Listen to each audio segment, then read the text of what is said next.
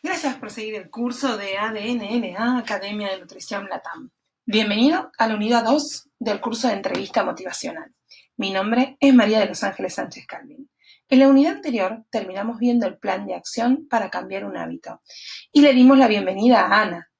Continuemos. Si recordamos, teníamos a Ana que quería bajar de peso. Lo primero que vamos a necesitar para poder motivar a Ana es motivación.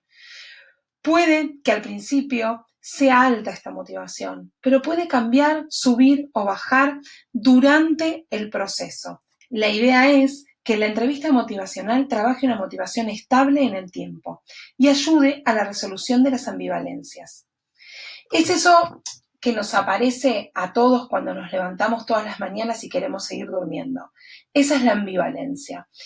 Tenemos que tener un estímulo, tenemos que tener un objetivo y tenemos que tener una motivación para levantarnos y saltar de la cama. Y seguramente no nos levantaremos igual el día que tenemos que lavar y planchar que el día que vamos a salir con amigos o con un amor.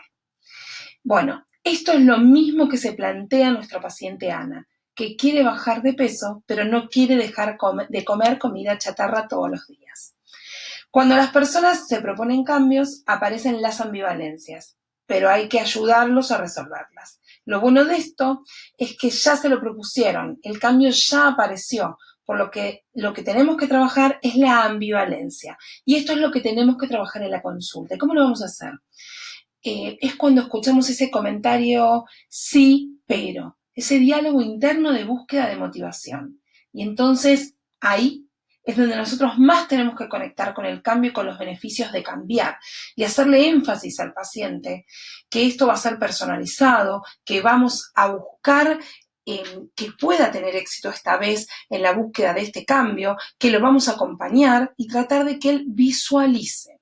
Y para esto necesitamos escuchar y tener una buena llegada de nuestros pacientes, logrando encontrar y aumentar la motivación del paciente para poder adquirir compromiso, que el paciente necesite ese compromiso para poder resolver el mismo que él se está planteando, lo mismo que él se está planteando, este compromiso necesita una resolución.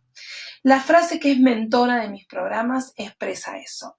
Crea tu futuro, nutri tu presente. Primero necesitamos del compromiso del paciente y ese compromiso es ahora, nutriendo su presente y así va a poder crear un futuro saludable y va a poder encontrarse en su futuro sano. Bueno, pero ¿y cómo empiezo? Todo muy lindo. ¿Y ahora cómo empiezo? Bueno, situémonos en la realidad, en el consultorio, frente a nuestros pacientes o en la cámara, si tenemos una videollamada, en la consulta. ¿Y cómo empezamos? ¿Y qué voy a trabajar con mi paciente? Porque veníamos hablando de un plan de acción. Al final, el cambio de hábitos es como una escalera que debe subir escalón a escalón. El paciente es el que sube hasta llegar a su objetivo. Y nosotros lo vamos a acompañar, lo vamos a guiar, no vamos a subir con él, no decimos lo que tiene que hacer, lo ayudamos a identificar sin verdad absoluta. Le vamos a ofrecer la ayuda para ver qué pasó, qué tiene que dar, qué tiene que hacer para el siguiente paso, a qué le tiene que dar importancia. En cada paso vamos a darle la mano para que pueda confiar en nosotros y seguir subiendo.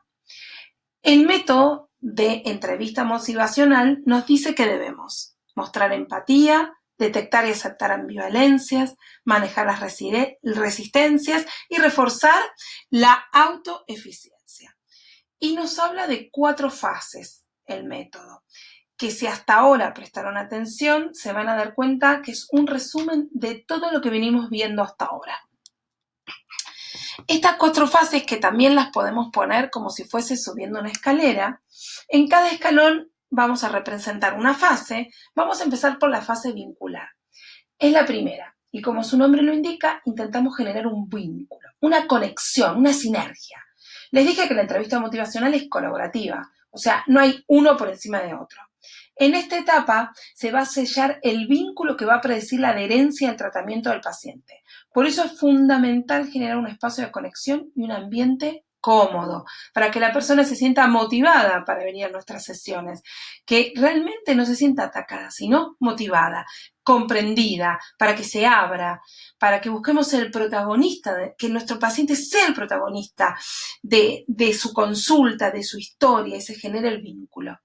En la fase 2, o segundo escalón, vamos a enfocar. Vamos a determinar objetivos del paciente y los nuestros con respecto al tratamiento. Una vez que pudimos vincular, es hora de definir los objetivos del tratamiento. Y debemos conseguir que la persona defina los objetivos por sí misma. Estos objetivos deben estar adaptados a la necesidad y la situación específica de la persona, para ayudar a una buena definición de objetivos. Debemos intentar que ese objetivo sea sustentable y ecológico. ¿Qué significa esto? No solo porque las palabras parecen estar de moda. O sea, a ver, el objetivo no tiene que dañarlo ni al paciente, ni a su salud, ni a su entorno. Y entonces así vamos a poder subir al tercer escalón, evocar. Acá va a aparecer la argumentación, la búsqueda del propósito. ¿Para qué? Evocar o buscar la motivación concretando y marcando los beneficios del cambio, las razones que tiene para cambiar, que se convenza del cambio, que haga algo por él, esa evocación intrínseca, no le tenés que demostrar nada a nadie, esto es por vos te vas a sentir diferente. Y luego viene la fase 4, la acción, el plan de acción, la planificación, para adaptar estos pasos a su motivación y su estado de aprendizaje y poder llegar a la cima.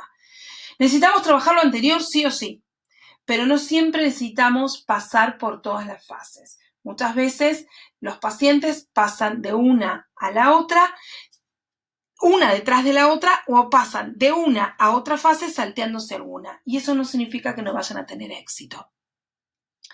¿Cómo voy a definir mi paciente? ¿En qué etapa está mi paciente? ¿No? La motivación es un estado de disponibilidad para realizar una acción. Es influenciable por diferentes factores. Es la probabilidad de que una persona inicie, continúe y se comprometa, ¿no? Con una estrategia específica para cambiar. Pero, ¿en qué momento está mi paciente? ¿Cómo lo defino a mi paciente? ¿No? ¿Cómo sé dónde está? Se creó un modelo para esto, para comprender cómo y por qué se producen cambios en una persona con una patología crónica. Y este modelo se llamó de Prochaska y Clemente y es el que tenemos acá, el de las etapas del cambio. Las 5 etapas que atraviesa un paciente durante el proceso de cambio y cómo nuestra intervención va a permitir que mejore el resultado. Los estadios del cambio explican por qué en ciertos momentos es probable que una persona abandone un hábito y cuáles son las señales que hacen que nosotros nos podamos dar cuenta que la persona se encuentra preparada para el cambio.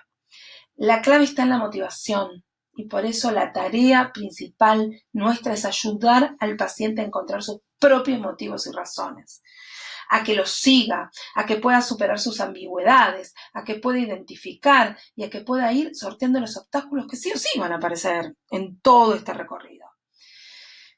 Bueno, tranquilos, vamos a dar un repaso rápido de esto, no vamos a poner más escaleras, ya vimos las del aprendizaje en la unidad 1, pero tenemos que recordar un poco porque esta herramienta nos va a ayudar todavía más a entender que no siempre nuestro paciente está en la misma etapa del cambio. Y a diferencia de la escalera del aprendizaje, donde vimos que el aprendizaje no significaba el dominio de la acción, sino la toma de conciencia, en este modelo el cambio tiene que ver con el dominio de la acción. El primero que vamos a tener es la precontemplación. El paciente considera que no tiene ningún problema. No hay concientización, está resignado por los varios tratamientos y sus fracasos, y en esta etapa se trabaja el riesgo, ¿no? Que tome conciencia, que se dé cuenta de lo que puede pasar si no cambia, le damos información, le señalamos cuáles son sus hábitos actuales, tratamos de estudiarlo y de estimularlo con la automotivación, ¿no? Las personas pueden estar en esta fase porque no están informados o están mal informados acerca de la consecuencia de los comportamientos que están teniendo. Si ponemos el ejemplo de Ana, ella quiere bajar de peso, pero hizo tantas dietas y no le resultó ninguna, intentó cambiar en tantas oportunidades que está a la defensiva, negando que existe ya su problema o subestimando los beneficios del cambio, ¿no? O subestimando los costos. Muchas personas permanecen en la fase de precontemplación durante años y así se dañan considerablemente sus cuerpos y a sí mismos, y muchas veces a otros. Pero si no existe una motivación inherente para que las personas progresen de una fase a la siguiente, es difícil el cambio. Acá tenemos la segunda etapa, que es la contemplación.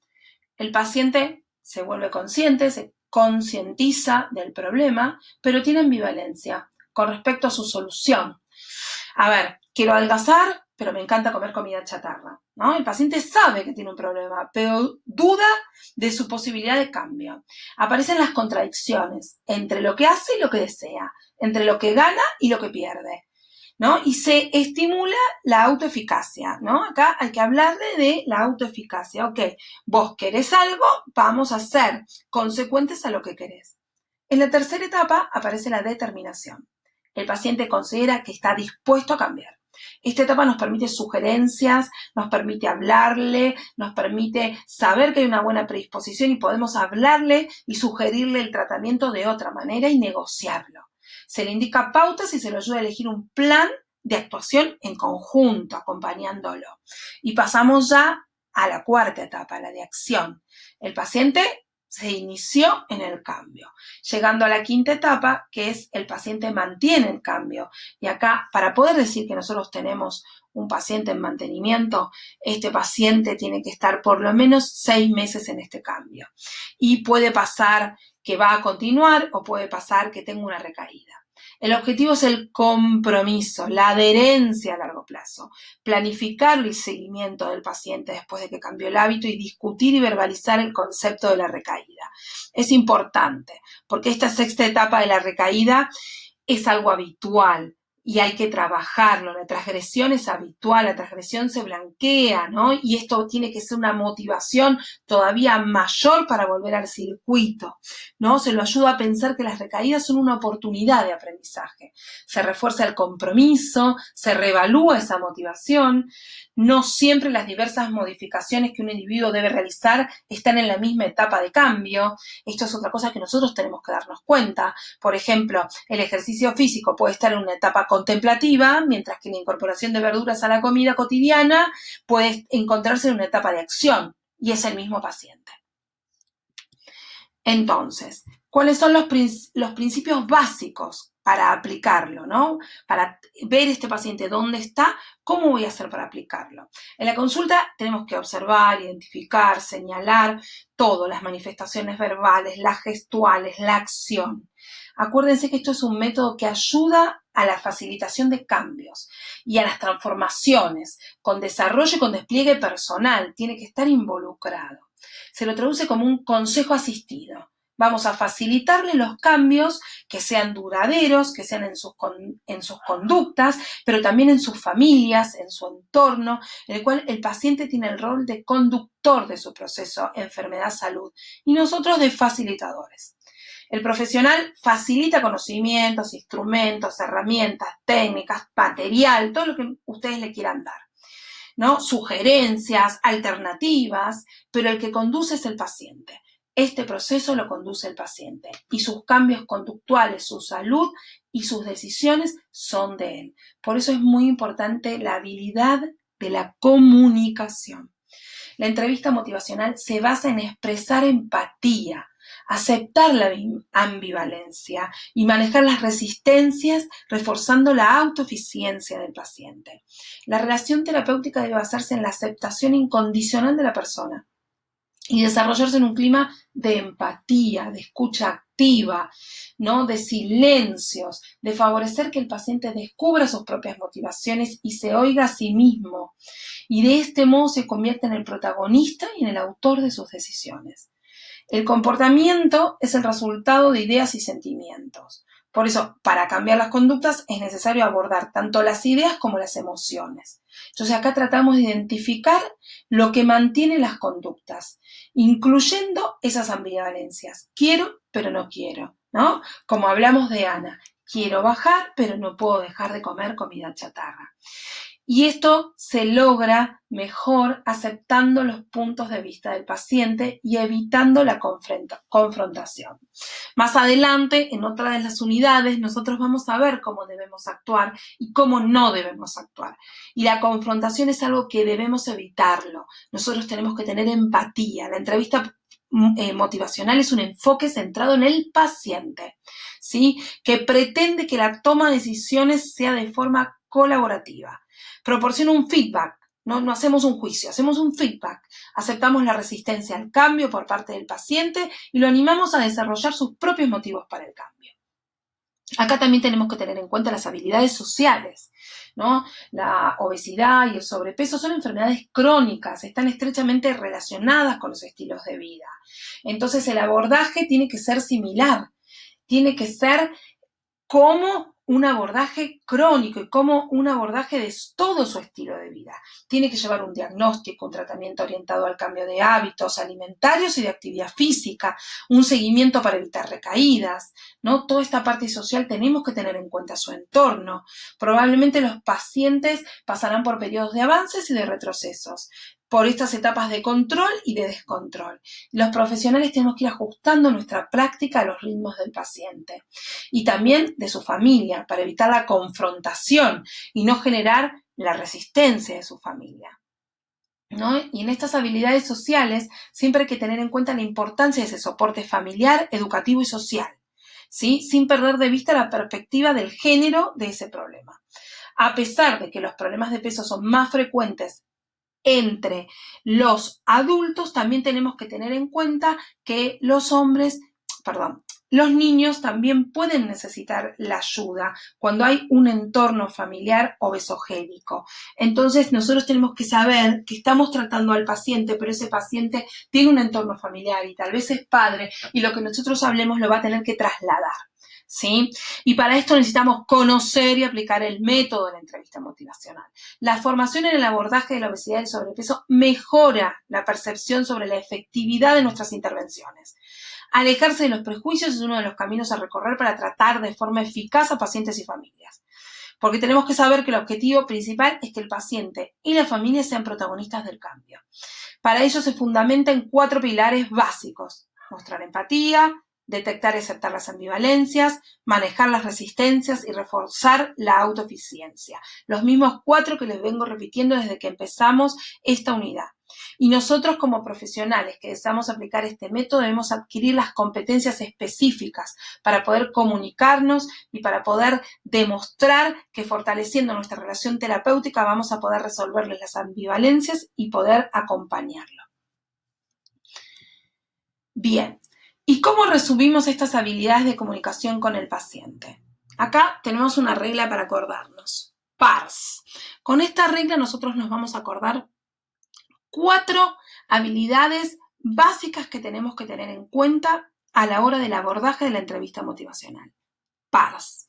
Preguntas abiertas, afirmaciones, reflejos y sumarios. Volvemos. Empecemos por... ¡Ay, se me va! Ahí está. Preguntas abiertas. Preguntas que inviten a la reflexión. Cuando nos disponemos de pocos minutos en una consulta, nos habituamos muchas veces a emitir ráfagas de preguntas. Sin embargo, esto no es representante de este método, porque esto va a impedir la reflexión y el avance. Entonces, además de las preguntas que pueden responderse con pocas palabras, manteniendo el modelo de experto activo y paciente pasivo, no podemos. En este método vamos a corrernos de ese lugar. Y además de esas preguntas que nosotros hacemos naturalmente como profesionales de la salud, que normalmente las hacemos al principio de la consulta, cuando queremos recaudar datos para nuestra historia clínica, ahora vamos a corrernos de ese modelo de experto activo, paciente pasivo, y vamos a aprender a hacer preguntas abiertas. No es difícil, aunque requiere un poco de entrenamiento, pero una vez que lo empiezan a hacer, van a ver cómo solo se lo van a ir acordando. El enfoque de la entrevista motivacional debe ser el formato habitual, ¿no? A veces ni siquiera tiene el formato de pregunta. ¿Cómo? Ni siquiera. Es, me gustaría saber algo más acerca de las costumbres de tu familia los fines de semana. O quizás me podés explicar detalladamente en qué momento empieza el paseo por la cocina. ¿no? Cuando el paciente refiere picoteo, no vamos a decir, ay, ¿por qué picoteas? No, quizás me puedes explicar qué pasa en ese momento. O me gustaría que me cuentes cómo organizas tus viandas cuando te toca trabajar 24 horas. ¿Qué es lo que más te preocupa de tu alimentación actual?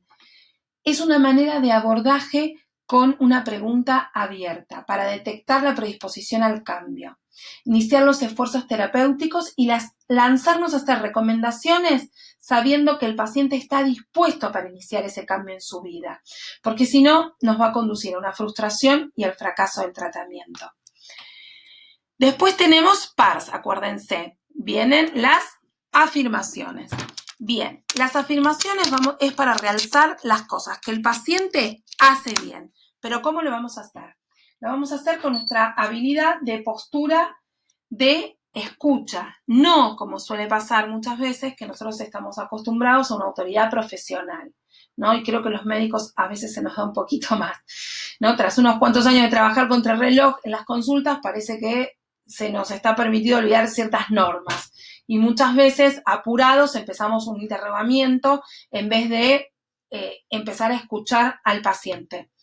Por eso, vamos a tratar de aplicar este método con mucha formación. Vamos a preguntarle acerca de las expectativas y las creencias acerca de la salud o las enfermedades.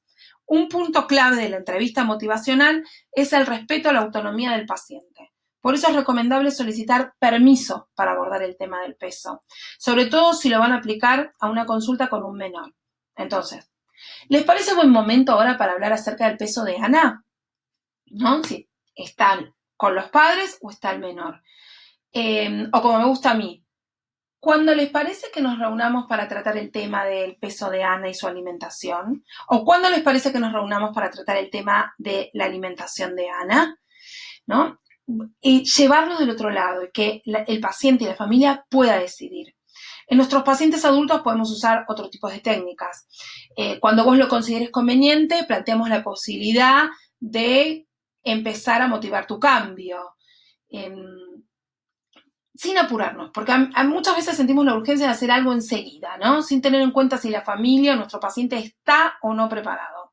Ese furor curandi que muchas veces tenemos nos lleva al fracaso y lleva al fracaso también a nuestro paciente. Entonces, despacio, escuchándolo. Esta forma de comenzar significa entregar el mando al paciente y a la familia, empoderarlos, darles el poder de cambiar desde el primer momento, pero el poder es de ellos.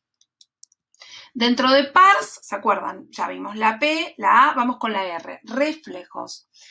Los reflejos nacen de realizar una escucha reflexiva, una escucha atenta. Esto no quiere decir escuchar en silencio, reflexionando o haciendo hipótesis para uno mismo, sino que tras cada respuesta del paciente se devuelve una reflexión, un resumen, para comprobar si es eso lo que nos quiso decir. Es buscar el significado detrás de las palabras del paciente, ¿no? Ir construyendo una hipótesis en lugar de asumir de forma pasiva. Esa devolución en forma de pregunta evita las resistencias y construye un entorno de aceptación, sin enjuiciar y abriendo las perspectivas. La reflexión se usa para reforzar algunos aspectos que la persona ha dicho o muchas veces no se da cuenta ni que los dijo. Puede hacerse de varias formas. Puede hacerse una reflexión simple. Por ejemplo, yo repito lo que el paciente acaba de decir con palabras similares. Por ejemplo, a ver, no puedo comer saludable porque en mi casa hay papas fritas. Yo repito lo que dice el paciente. En tu casa hay papas fritas. ¿Quién las compra? Nada más. O una reflexión sobre el significado, ¿no? Recoger el contenido cognitivo de lo que acaba de expresar. Y escuchamos, por ejemplo, a mí me pesa subir de peso. Preguntamos, ¿y cuánto te pesa? Como para remarcar lo que está poniendo sus palabras. Una reflexión sobre el sentimiento, ¿no? Reflejar el contenido emocional de lo que dice el paciente. Una reflexión doble se usa para poner de manifiesto los dos lados de la ambivalencia, empezando por el lado que favorece mantener la conducta y terminando por el lado que se está inclinando al no cambio.